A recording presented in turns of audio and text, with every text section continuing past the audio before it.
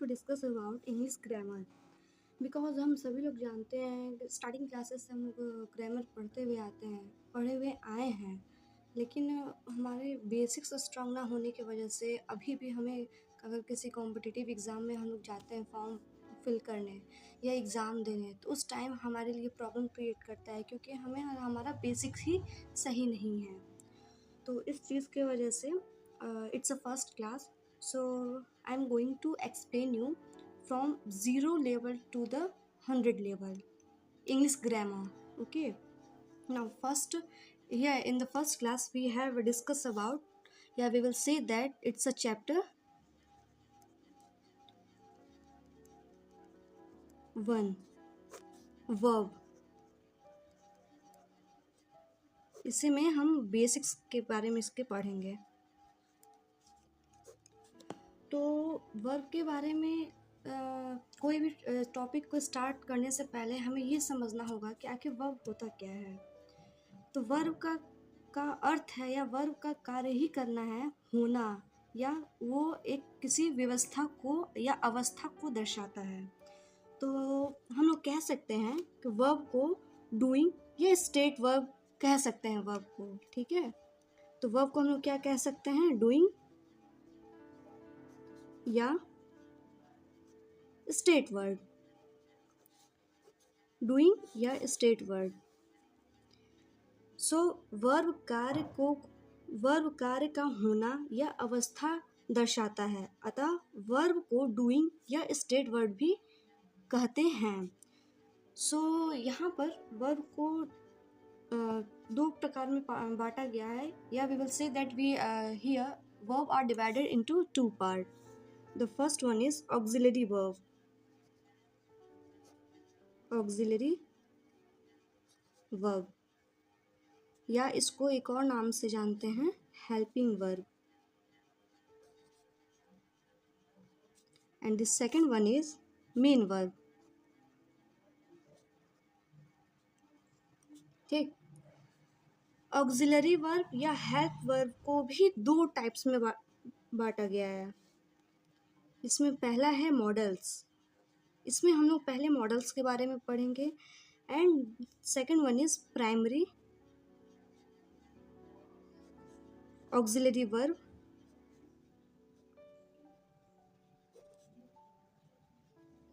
जिसमें B, do, have, ये क्या होता है, हेल्पिंग वर्ब होता है, और ये मेन वर्ब का भी काम करता है। सभी चीज़ों के बारे में हम लोग पढ़ेंगे।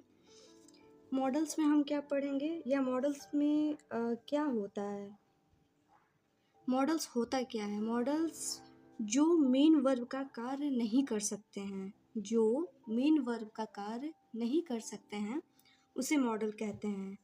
जैसे इसके एग्जाम्पल्स हो जाएंगे can, could, may, might, should,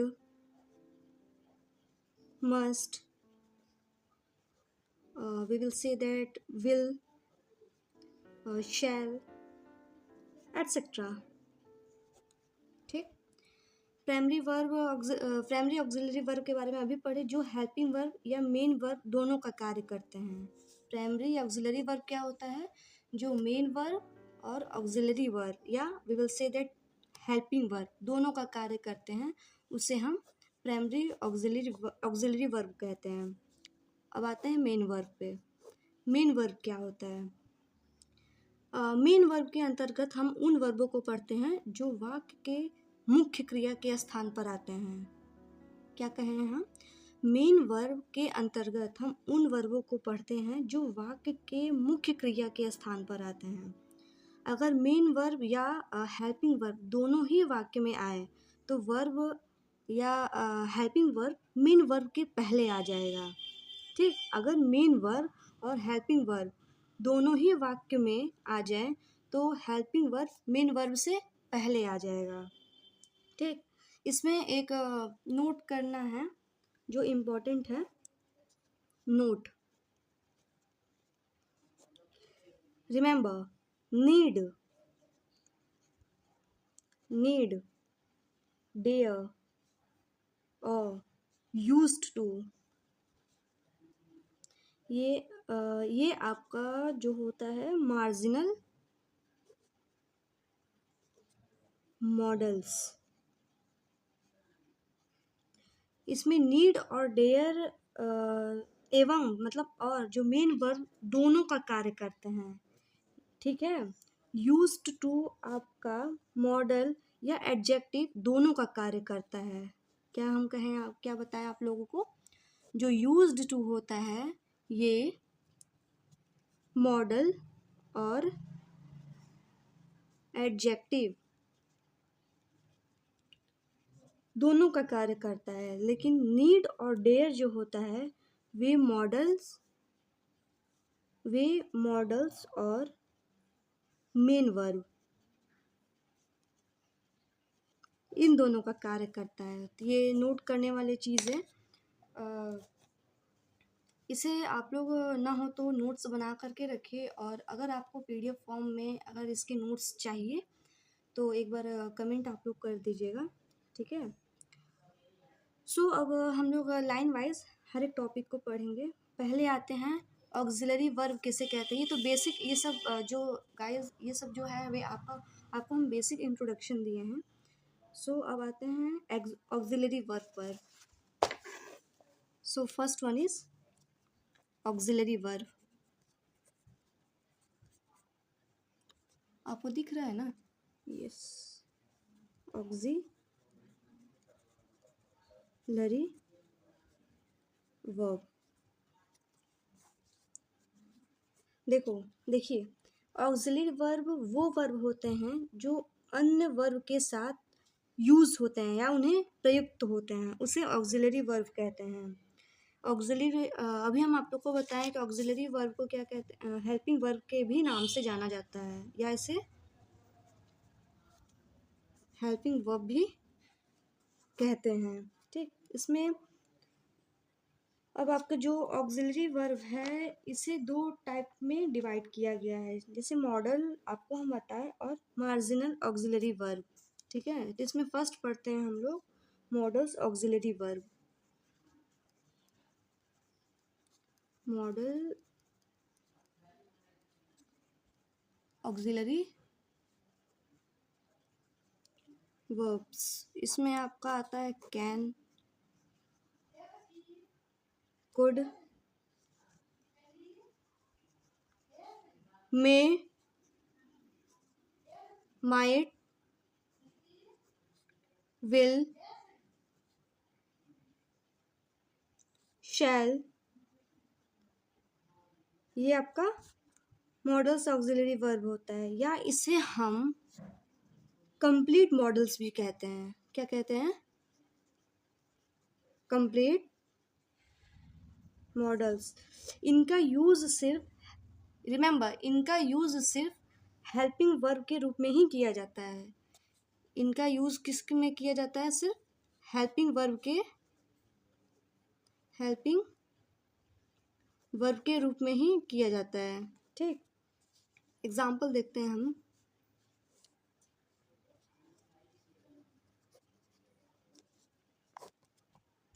इसमें फर्स्ट एग्जाम्पल है शी कैन रन फास्ट। अब आप लोग बताइए फ्रेंड्स कि ये कैन क्या है और रन क्या है। It's very easy. कैन आपका क्या है, अभी हम लोगों ने पढ़ा मॉडल, और रन क्या है, मेन वर्ब, ठीक। तो यहाँ पर मॉडल्स क्या हुआ, can. Next example, you should study English. यहाँ पर आपका शुड क्या हुआ, मॉडल, और स्टडी क्या हुआ, स्टडी आपका क्या हुआ, main verb. I think friends अब इस फर्स्ट रूल आप समझ सकते हैं या समझ रहे होंगे। अगर इसमें कोई डाउट होगा तो आप कमेंट बॉक्स में प्लीज़ अपने क्वेश्चंस को राइट कीजिएगा। Now come on the second, marginal auxiliary verb. Marginal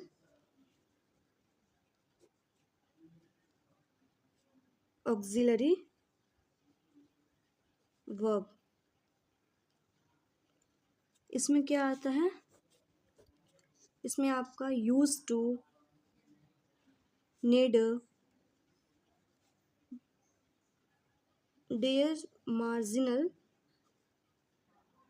auxiliary verb.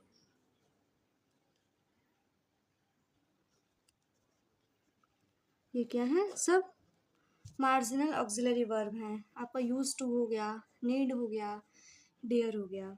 ठीक है, इतना आया समझ में आपको?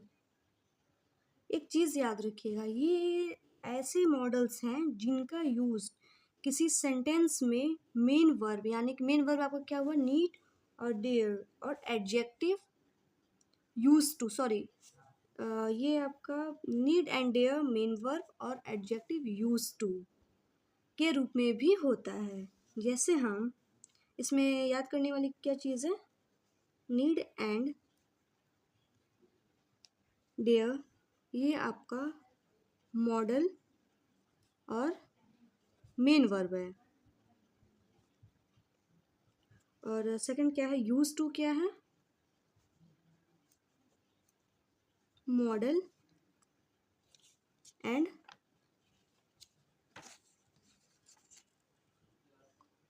एडजेक्टिव है। इतना आया है आपको समझ में? गुड। अब इसमें कुछ एग्जांपल्स हम लोग देखेंगे। सिंपल एग्जांपल देखते हैं पहले। I am use to sleeping late at night. क्या है ये, एग्जांपल है भाई, एग्जाम मत समझ लेना आप लोग। I am use to sleeping late at night. अब यहाँ आप लोग बताइए मेन वर्ब क्या है, एडजेक्टिव क्या है और जिरंड क्या है। या रुकिए, वेट, पहले हम आपको इसमें बता देते हैं और एक दो क्वेश्चंस आपको देंगे जिसमें आप मुझे बताइएगा कि हेल्पिंग वर्ब क्या है, एडजेक्टिव क्या है और जिरंड क्या है। तो इसमें आपका ये मेन वर्ब होगा, ये आपका use to, as we know we are study in the previous, that is adjective, ये आपका हो जाएगा जिरंड। यहाँ यूज टू का क्या मीनिंग है, यहाँ यूज टू का मीनिंग आदि होना है। क्या होना है, आदि। This one is, let us take it A and the next one is B. I used to sleep late. ये आपका है मॉडल। अब आप बताइए इस सेंटेंस में और इस सेंटेंस में क्या डिफरेंस है। यहाँ जो यूज टू का यूज हुआ है उसका मीनिंग है आदि होना, और इस सेंटेंस में जो यूज टू का यूज हुआ है ये आपका पास्ट रूटीन को दर्शाता है। I hope guys in the both the sentences you can recognize that what is the difference between in the given both the sentences. Okay. अब इसमें आपको लर्न करने वाली चीज़ क्या है वे मैं आपको बताती हूँ, जो इम्पोर्टेंट पॉइंट है इसमें। इम्पोर्टेंट पॉइंट, पहली रूल, इसमें 3 रूल्स का आपको मैं लिखवाऊंगी। Rule number 1,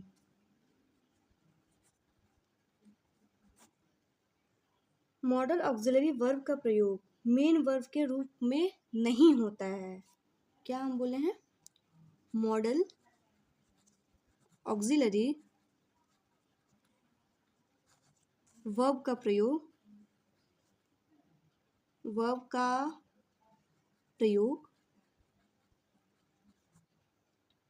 main verb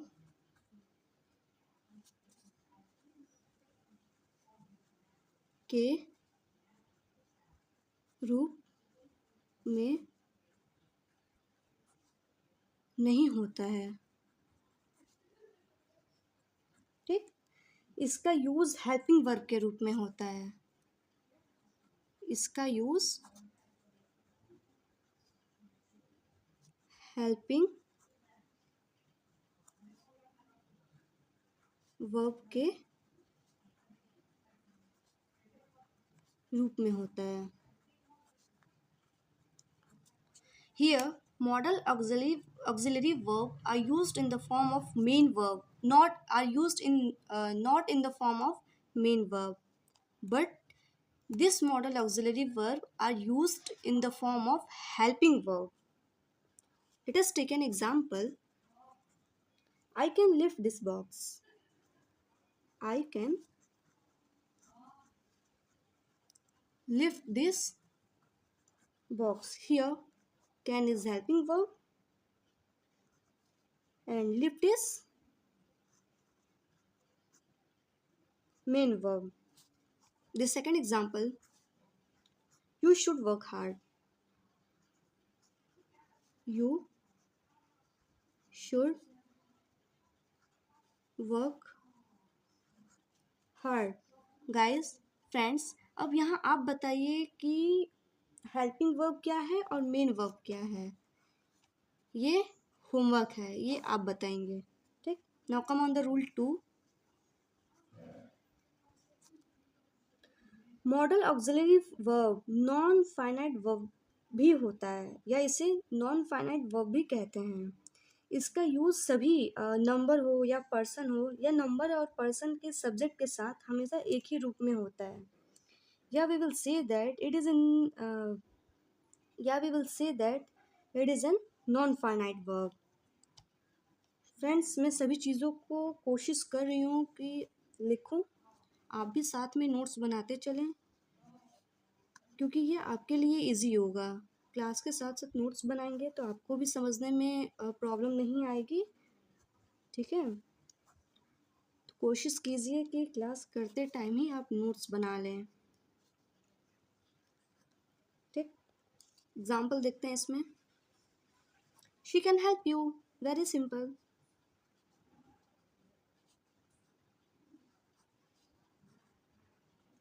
Here we see that in the second example that you should understand your friend. You should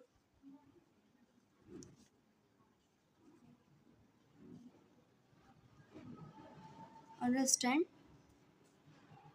your friend. Now come on the rule 3, and this one is the last rule of auxiliary verb.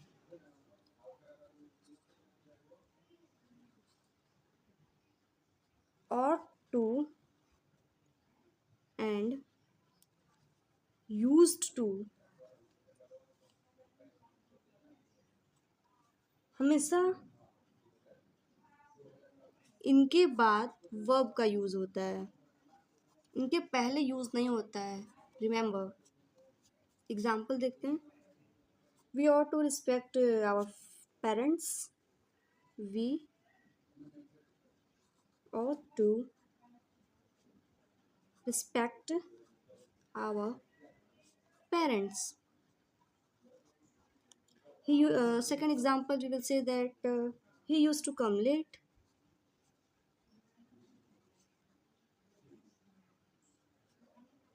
Come late. सो आज हम लोगों ने सिर्फ auxiliary verb के बारे में पढ़ा, जिसमें फर्स्ट हम लोग वर्ब क्या होता है इसके बारे में पढ़े कि वर्ब को डूइंग स्टेट वर्ब भी कहते हैं। Verb is divided into two parts, that is auxiliary verb and main verb. Auxiliary verb is also known as an helping verb, and this auxiliary verb is also divided into two parts, that is modal and primary auxiliary verb. In the modals we have a study about can, could, may, might, should, etc. And in the primary auxiliary verb we have to discuss about be, do, have, etc. Remember, need and there are modals. We will say that it is an main verb, and used to is an also modal, and it works also as an adjective. Okay, now the next one is auxiliary verb. Auxiliary verb is also, as we have discussed in the previous, that it is also known as an helping verb. Here in the auxiliary verb is divided into two parts, that is the modal auxiliary verb and the marginal auxiliary verb. In the modal auxiliary verb, that is can, could, may, might, shall, will, etc. Okay, here it is an example that she can run fast. Here can is a model and run is a main verb. Here in the another example we study about you should study English. Should is the model and study is the main verb. And here marginal auxiliary verb. Marginal auxiliary verb, in the marginal auxiliary verb we have to study about used to, need, dare, auxiliary, marginal auxiliary verb. Here need and there is in model and your main verb, and used is in model adjective. Here we are example, we have to say that as example that I am used to sleeping late at night. Here am is a main verb, used to is an adjective, and sleeping is a gerund. Same as this one. This one are the three rules that we have discussed here. So you have to remember these three rules. Okay, so for today it's enough, friends.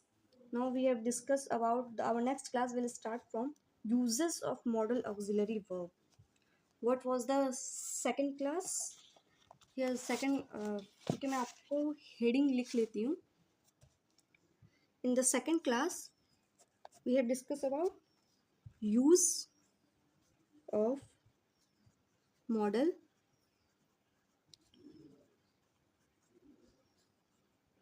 auxiliary verbs. Okay, जिसमें हम can code में क्या difference है इसके बारे में पढ़ेंगे. कुछ रूल्स हैं, इसमें क्या याद रखने वाली चीज़ें हैं, कुछ नोट्स हम आपको लिखवाएंगे, कुछ ट्रिक्स होंगे कि कैसे आइडेंटिफाई करें कि कहाँ कैन होगा कहाँ कोड होगा. आफ्टर दैट हम लोग सेकंड मॉडल के बारे में पढ़ेंगे, that is may, might, must. May might must में क्या डिफरेंस है इनके बारे में पढ़ेंगे. आफ्टर दैट शैल या विल के बारे में पढ़ेंगे, वुड के बारे में पढ़ेंगे. और ऑल्सो भी बहुत सारे मॉडल्स हैं जिनके बारे में हम बारी बारी से पढ़ेंगे. After that we will solve some questions regarding this, that which type of question is asking from the competitive exams. Like error होते हैं, एरर से रिलेटेड बहुत सारे क्वेश्चंस आते हैं. On that time if models आपको problems create करेंगे then you can't able to identify what is which word is wrong in the given sentences. Okay, so let's solve for today. Thank you guys, and remember the second class we will in the second class we will discuss about use of modal auxiliary verb. Okay guys, so thank you. If you want notes then please write in the comment box. Thank you, and please like and subscribe my channel. It will very it was yeah we will say that यह आपके लिए बहुत ही help होगा. It will really help you. Okay, so thank you.